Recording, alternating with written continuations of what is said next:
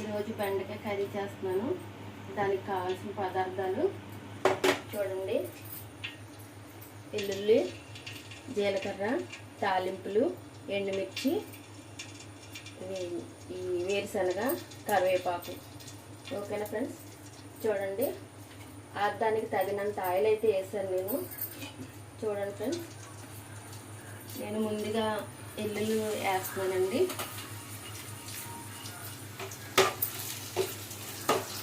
ఈ బెండకాయ కర్రీ అయితే ఆరోగ్యానికి అయితే చాలా మంచిది ఫ్రెండ్స్. ఎందుకంటే కాళ్ళు నొప్పులు చేసి బాగా ఇదైపోయి టైర్డ్ అయిపోయి ఉంటారు కదా, వాళ్ళైతే బెండకాయ డైలీ తిన్న ప్రాబ్లం లేదు.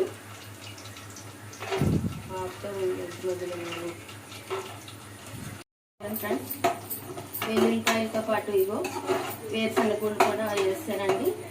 బాగా ఫ్రై అయిపోతున్నాయి ఇవి. తర్వాత నెక్స్ట్ ఎండుమిరపకాయలు వేసుకుందాము.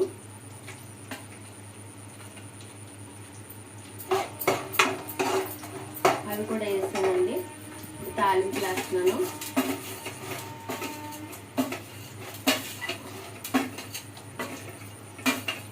ఓకే, ఇవైతే ఫ్రై అవుతున్నాయి, వేగుతున్నాయి అన్నమాట.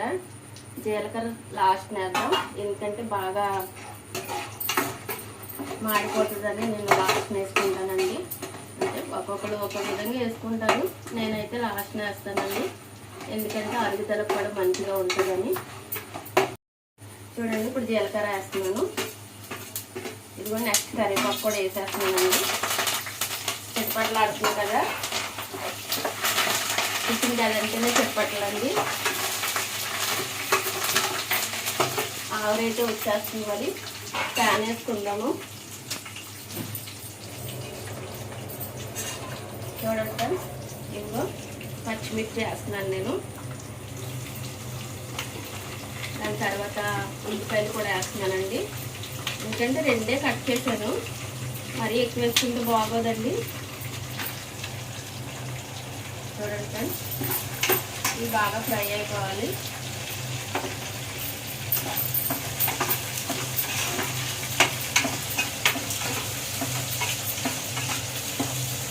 వేసేద్దాము ఒక నిమిషం. ఇప్పుడే కదా ఉల్లిపాయలు వేసాము, ఒక నిమిషం మూత పెట్టేసుకుందాము. అయితే మధ్యపప్పు చూసారా బాగా ఫ్రై అయిపోయింది.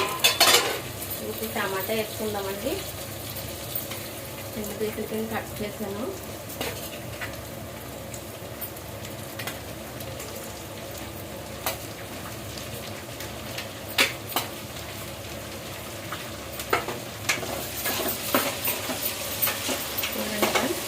మొత్తం ఇవే కర్రీలో కనిపిస్తుంది కదా, ఇవన్నీ వేసుకుంటేనండి టేస్ట్. బెండకాయ కర్రీ అంటే మామూలుగా అయితే కొంతమందికి మరి ఇష్టం ఉండదు. అందుకే మా పిల్లలు తినాలన్నా ఇవన్నీ వేసి చేయాలండి. మామూలుగా అయితే నా కర్రీ నాకే సాయంత్రం వరకు ఉంటుందండి. ఇప్పుడు ఇంత ఇదిగా చేస్తున్నాను కానీ ఫ్రెండ్స్, సాయంత్రం కట్ చేసి సాయంత్రానికి కూడా నా కర్రీ నాకే ఉంటుందండి.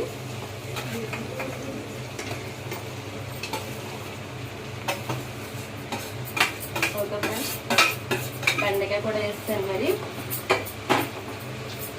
చూడండి, ఇవి బాగా మగ్గాలి కదా.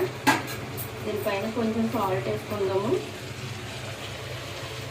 అంటే తొందరగా మగ్గిపోతాయి కానీ పైన కొంచెం సాల్ట్ వేసుకోవాలండి. ఎందుకంటే మరి నాకు కూడా డ్యూటీ టైం అయిపోతుంది కదా, ఫాస్ట్ అవ్వాలనుకుంటున్నాను నేను. చూద్దాం ఇది ఎంతవరకు వచ్చిందో. చూసారా బాగా ఫ్రై అయిపోయింది.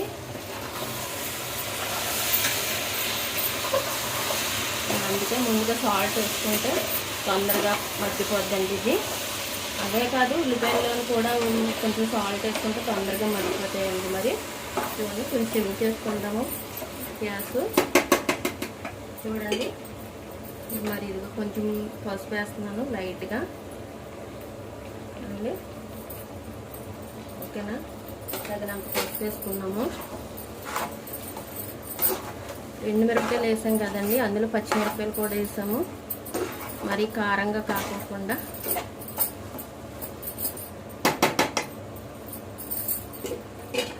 తగినంత కారం కూడా వేసుకుందాము.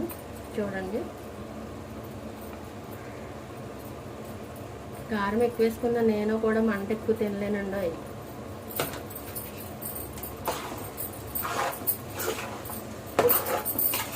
నేనైతే ఇందులో వాటర్ అయితే పోయినండి, ఇలాగే అయిపోతుంది, మగ్గిపోతుంది దగ్గరికి. బాగా టేస్ట్ కూడా ఉంటుంది. బెండకాయ కర్రీలో వాటర్ వేసుకోకూడదు. అది మామూలుగా పులుసు పెట్టుకుంటే మనం వాటర్ వేసుకున్నా పర్వాలేదు. చూసారా, సాల్ట్ ఉల్లిపాయలతో మగ్గిపోతుంది, అందుకే అందులో కలిసిపోతుందని. చూడండి, ఇదిగో లైట్గా కొంచెం మసాలా తీసుకుంటున్నాను నేను. కొంచెం అండి, మరీ ఎక్కువ వేసుకోకూడదు. సరిపోద్దండి. ఇలాగా గరం మసాలా అండి ఇది, అందుకే లైట్గా తీసుకున్నాను.